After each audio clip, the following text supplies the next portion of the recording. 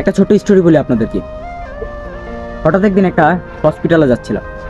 হসপিটালে গিয়ে যখন আমি 7 তলায় উঠবো, তখন ঠিক আমার পাশে একটি শিক্ষিত লোক এবং একজন বৃদ্ধ বাবা মা ছিল আমার পাশে। তো বৃদ্ধ বাবা মা যাবে হচ্ছে 5 তলায়, তারা ভুল করে 4 তলায় ক্লিক করে ফেলে। তখন শিক্ষিত লোকটাকে যখন 4 তলা আসে, বাবা মা জিজ্ঞেস করে যে এটা কয় তলা? 4 তলা। সে শিক্ষিত লোকটা বলতেছে এটা 4 তলা। বলে বাবা আমি তো 5 তলায় যাব, আমাকে আরেক তলা উপরে করে দাও। তখন সেই শিক্ষিত লোকটা এত বাজেভাবে তাদের সাথে মানে বিহেভ করলো আমার সামনে, যে মূর্খ, এই সে আবিজাবি মূর্খ বলে তাদেরকে ট্রিট করছে সরাসরি।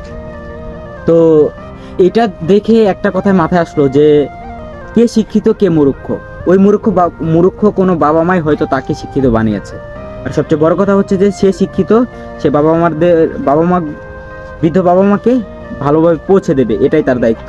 সে অশিক্ষিতর মতন কাজ করলো শিক্ষিত হয়ে, এইটাই।